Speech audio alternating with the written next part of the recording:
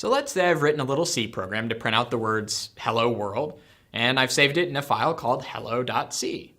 How do I actually run this program? If I just try running the .c file, that's not going to work. The computer's not going to treat it as a C program like I intended. It turns out that even though C code looks pretty cryptic at first, it's still not low level enough for computers to understand it. Before you can run C code on a computer, you first need to compile it, which transforms your C code into machine code, which, as its name implies, is a binary format that the machine can understand. The easiest way to do this is to just use a command called make. Make is a utility for compiling source code. It's not a compiler itself, but rather a program that organizes invocations of the compiler on source code files so that things get compiled in the proper order and in the proper way, since compiler flags can get kind of complicated, as we'll see. It's particularly helpful when you're working with large projects with lots of source code files and many different libraries, but it's also nice to use it when you're just working with a single file. So let's compile this Hello World program using make. The name of my source code file is hello.c, so I'll type make hello, and make will use its default setup to compile it. Assuming all goes well, I can use the ls command to list all of the files in the directory, and I should see a new file called hello. This file is called an executable, and it's in the binary format that the computer can understand.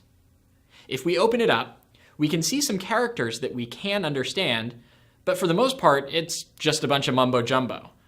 However, I can run this file and watch it print out hello world over and over again. Oh, the excitement. So let's go back a bit to our make command and see what actually happened in order to produce the executable file. You can see that when I ran make, it printed out this line beginning with clang and ending with hello. This is make invoking the compiler, in this case, one called clang, with a bunch of default flags or options in order to produce our executable. Clang is one of a number of C compilers out there in the world.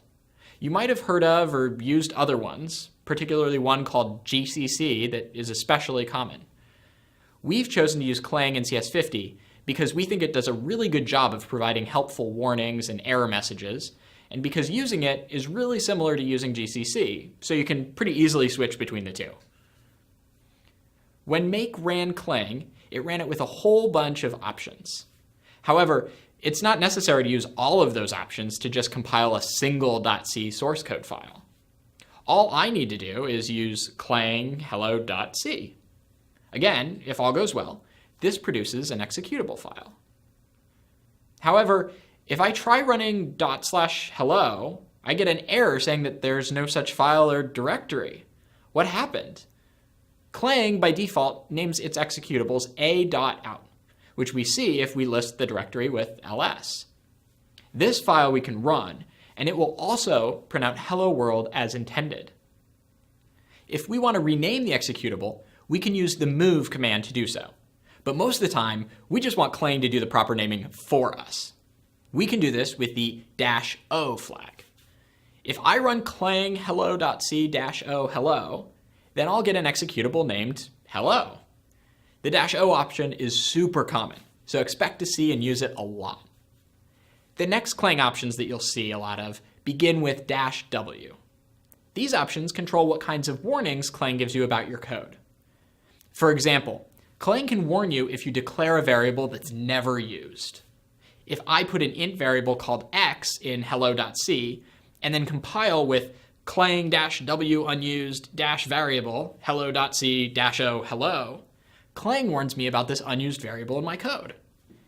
Now, there are a ton of different warning types, and it would be obnoxious to have to list them all out when you run Clang. Instead, there's a shortcut option to turn them all on, -w all.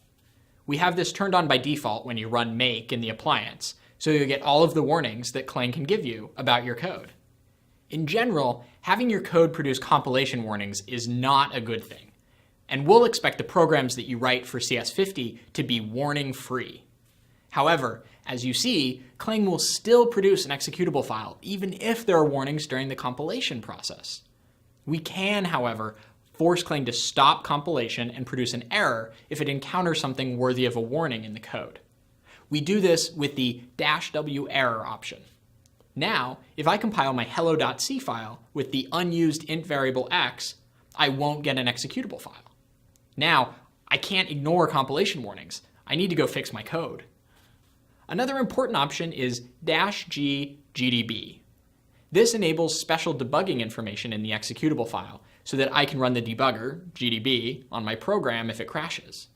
Without this option, I can't access much of my program's information within gdb, like variable and function names, so it's important to include -g gdb too. When you run make on the appliance, this option is also included by default. The final option that is important to know about is -l, which is used to link libraries into your code.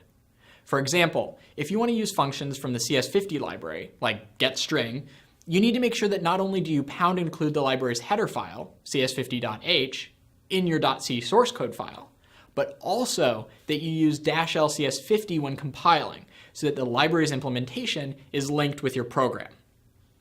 Let's change the Hello World program to prompt the user for a name with the getString function, and then use the name in our hello string.